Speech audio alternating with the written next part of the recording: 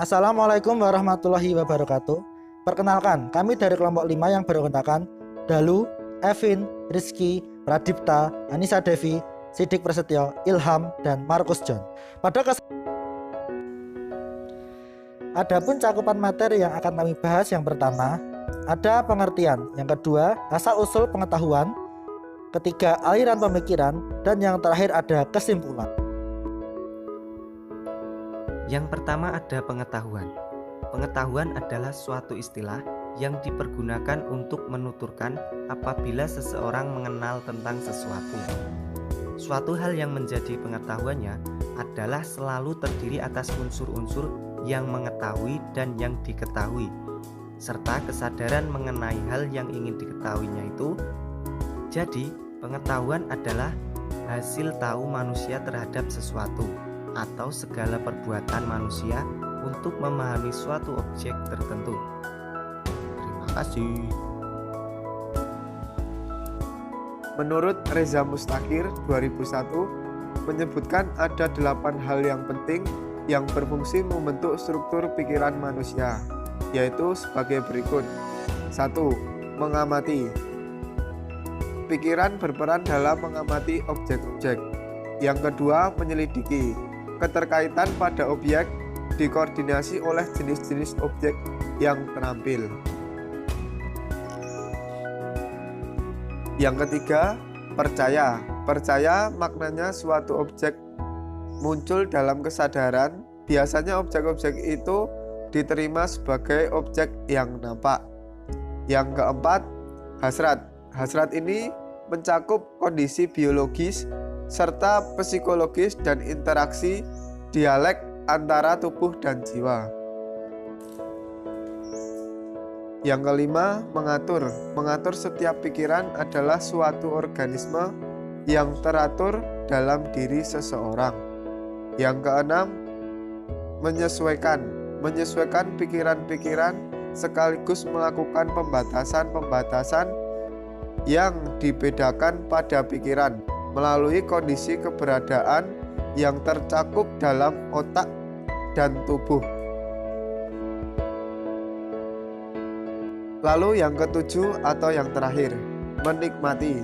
Menikmati pikiran-pikiran mendapatkan keasikan. Selanjutnya adalah asal-usul pengetahuan. Asal-usul pengetahuan antara lain: 1. Intuisi. Intuisi adalah daya atau kemampuan untuk mengetahui atau memahami sesuatu tanpa ada dipelajari terlebih dahulu. Yang kedua adalah rasional.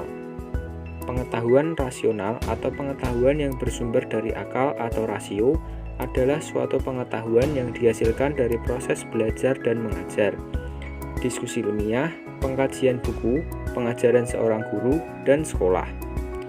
Hal ini berbeda dengan pengetahuan intuitif atau pengetahuan yang berasal dari hati.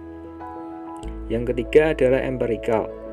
Empirikal adalah asal-usul pengetahuan berdasarkan indera.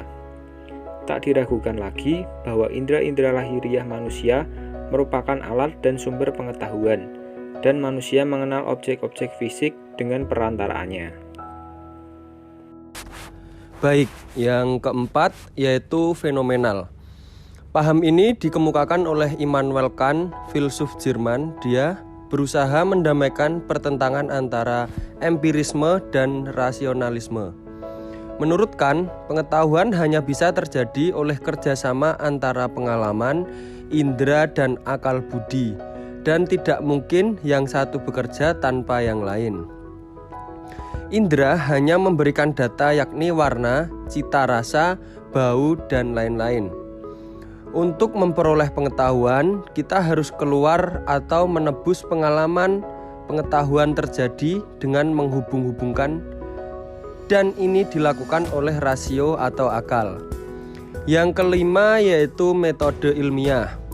Metode ilmiah ini digunakan oleh para ilmuwan untuk menjawab pertanyaan-pertanyaan tentang sesuatu. Dan yang keenam yaitu wahyu. Wahyu sebagai manusia yang beragama pasti meyakini bahwa wahyu merupakan sumber ilmu, karena diyakini bahwa wahyu itu bukanlah buatan manusia, tetapi buatan Tuhan Yang Maha Esa. Selanjutnya ada aliran pemikiran.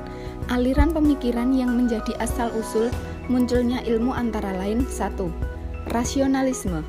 Aliran ini berpendapat bahwa sumber pengetahuan yang mencukupi dan yang dapat dipercaya adalah rasio atau akal.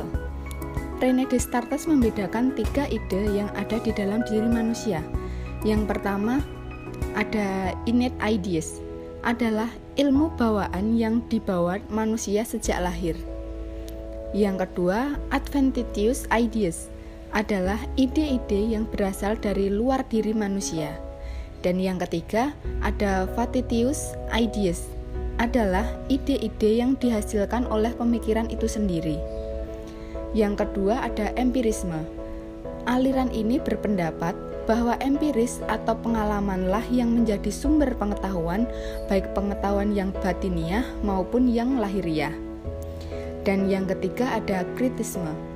Penyelesaian pertentangan antara rasionalisme dan empirisme hendak diselesaikan oleh Immanuel Kant dengan kritismenya. Dalam kritik atau rasio murni, Immanuel Kant membedakan 3 macam pengetahuan sebagai berikut. Yang pertama, pengetahuan analitis. Di sini predikat sudah termuat dalam subjek. Predikat diketahui melalui suatu analisis subjek, misalnya lingkaran itu bulat. 2. Pengetahuan sintetis a posteriori. Di sini predikat dihubungkan dengan subjek berdasarkan pengalaman indrawi. Misalnya, kalimat hari ini sudah hujan merupakan suatu hasil observasi indrawi. Sesudah observasi, saya bisa mengatakan bahwa S adalah P. 3. Pengetahuan sintetis a priori. Akal budi dan pengalaman indrawi dibutuhkan serentak. Ilmu pasti, ilmu pesawat, ilmu alam bersifat sintetis a priori. Kalau saya tahu bahwa 10 tambah 5 sama dengan 15, memang terjadi sesuatu yang sangat istimewa. 4. Positivisme. Positivisme berpangkal dari apa yang telah diketahui, yang faktual, dan yang positif. Terdapat 3 pembagian zaman pemikiran.